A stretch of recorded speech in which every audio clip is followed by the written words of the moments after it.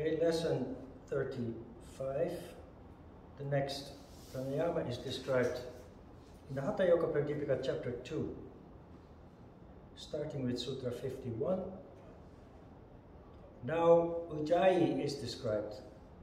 Closing the mouth, drawing energy slowly through both nostrils till it is felt to be sonorous from the heart, from the throat to the heart.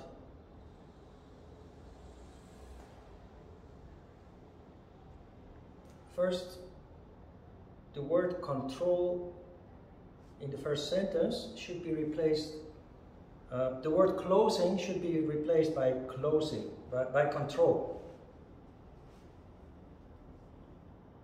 Throughout the centuries of this text existing, going from interpretation to interpretation, translation to translation, the word nirodha, which means control, has been replaced by closing by people who took the word mouth literally. But this is not about your physical mouth. This is about the cosmic mouth, where the Shiva energy streams into you. And it is simply a symbolic way of indicating this is another concentration, meditation exercise. Energy follows thought if you direct it. Interesting here is that you draw in energy slowly through both nostrils. You take in Shiva and Shakti at the same time in the first phase of this pranayama.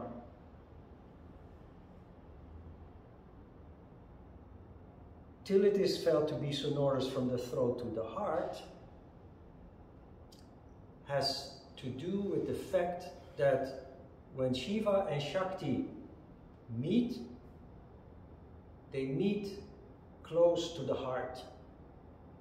That is why the heart has the symbol of the Star of David in the center of it.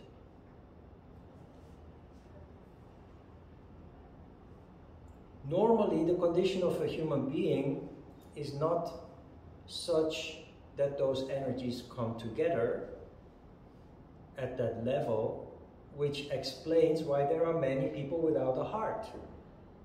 And of course, we're not talking about the physical heart, but the characteristics of the heart. Love, empathy, compassion.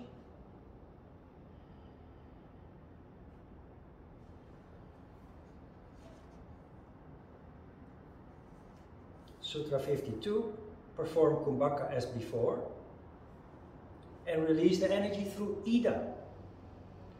This removes disorders in the throat caused by phlegm and stimulates the fire in the body. Ignore digestive.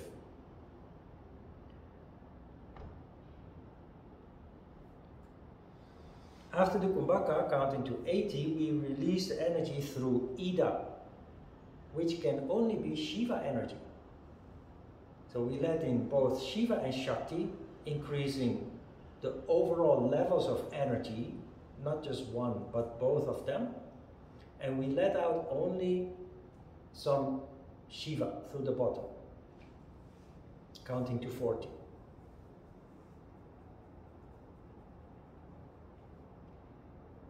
Compared with Surya Bedana was an exercise where you really build Shakti energy. You take in Shakti, you let out Shiva. This one is a little more subtle. It increases both energies, but with an emphasis on Shakti, because we're still in a condition where Tamas has a tendency to dominate.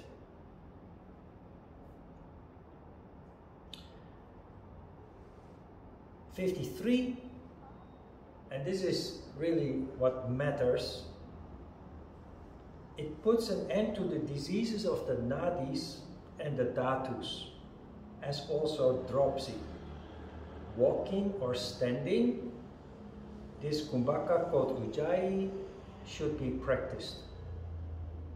You do this exercise standing in Tadasana, not walking, because walking is inherently distracting, because you you will bump into something, into a wall or into another person, or you just, stay in place, Tadasana, you perform the pranayama. When you're done with the last kumbhaka, you sit down on your cushion and the rest of the time you concentrate on nada. So you don't stay in Tadasana when you're done. That is the practical part. Very important is the information that this pranayama puts an end to the diseases of the nadis and the dhatus. Chronic diseases are caused mainly by an overall lack of energy. This exercise increases vitality, fire in the previous sutra is increased. Not only that, it increases both energies, not just one but both. Diseases of the nadis are diseases that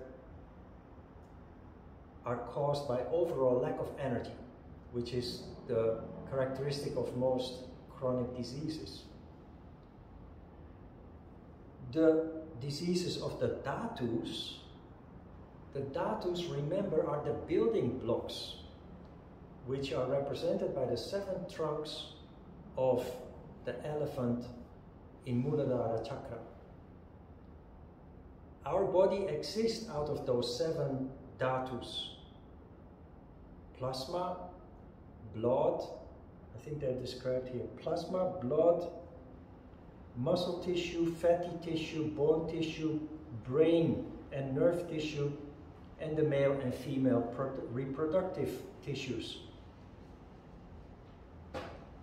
Genetic disease, think genetic diseases. Diseases where there is something wrong in the structure of these building blocks.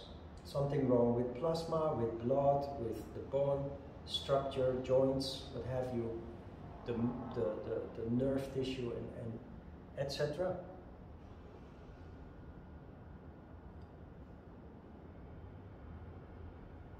Good, that's it.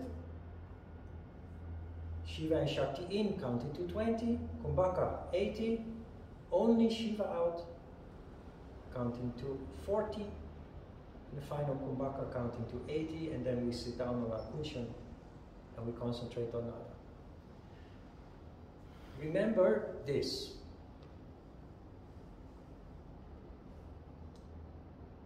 Pranayama is like holistic medicine, it's like natural medicine. It's like I forget, and I always need Thomas to help me. What's this medicine called, of which you take a little drop and then stimulates a reaction in your body?